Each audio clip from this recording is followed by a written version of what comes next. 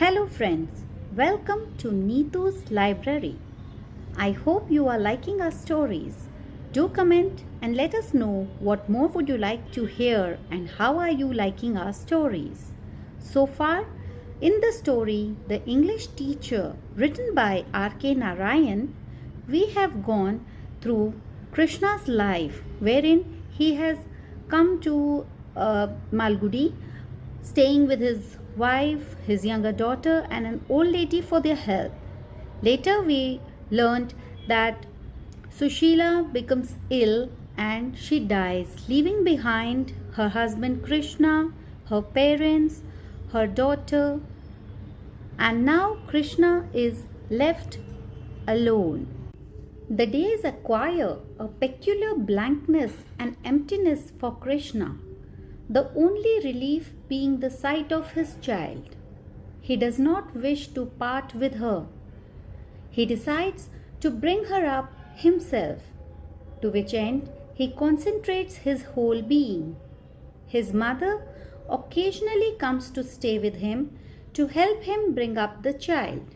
He loses whatever little interest he has in his college work. Despite well-meaning advice, he refuses to marry again. Krishna has disturbed sleep as his wife's memories keep haunting him. He locks up her room, which is opened once a week for sweeping and cleaning. And he spends all his time in looking after the child and in listening to her prattle. He reads bedtime stories to her, and this keeps him occupied. One day, as he has finished his work in college, a boy comes to see him. He had been working for Krishna and he hands over a note from his father to Krishna.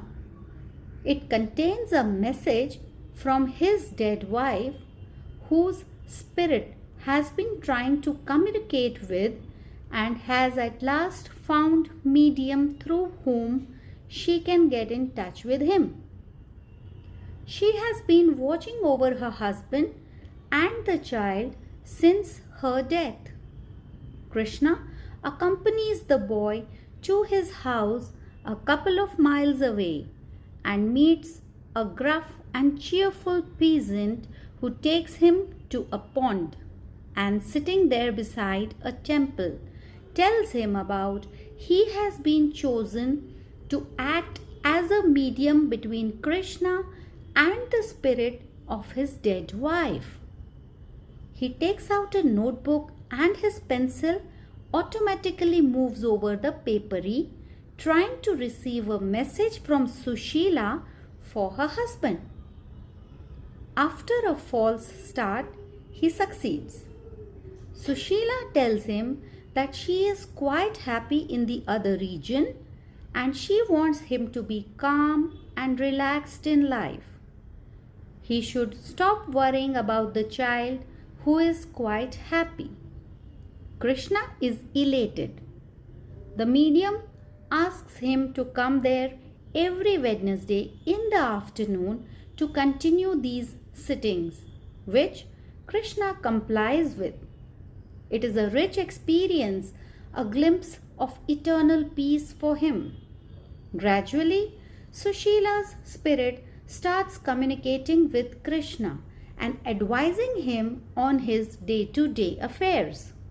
For instance, she advises Krishna to put the child in school. Krishna finds out that the child has already been going to the nearby school for small children run by an eccentric-looking headmaster who has devoted his life to this cause. He meets the man and is impressed by his dedication and devotion. Leela finds the school interesting and Krishna formally enrolls her there one day. He goes out his work with a light heart. The sense of futility leaves him and he attends to his work earnestly. He continues his Wednesday sittings with the medium, although he is sometimes disappointed with the outcome. The overall effect on his mind is calm and relaxing. Sushila's spirit repeatedly asks him to look for her favorite ivory sandalwood casket and the bundle of 14 letters she had written to him, which he has not been able to destroy, even though he has destroyed all her letters. But he cannot find them when he rummages through Sushila's belongings. But a look at her possessions brings back fond memories, particularly of the perfumes she was so fond of. At the next sitting, Sushila asks Krishna about the perfume she is wearing. She is glad to be near him. She tells him that she has evolved spiritually since her death and is always at his side. She mentions the dress she is wearing at that time, the one he saw in her trunk and which he always liked. It is a pity he cannot see her out. She hopes that Krishna will be able to see her one day when his sensibilities are improved. She still looks the same person as she was on earth, but without any of her ailments when she was alive, she says. While going home that evening, Krishna plucks some jasmine buds and keeps them near his pillow at night. He can indeed feel her fragrance and presence in the room. He is now convinced that she is with him. So far we have learned that for a sad and lonely person, the only ray of hope is someone's company they love the most. And if by chance they get to meet or talk to them, they become hungry of their desires. First of all, they won't believe their existence. And if by chance they do so, then they are at peace.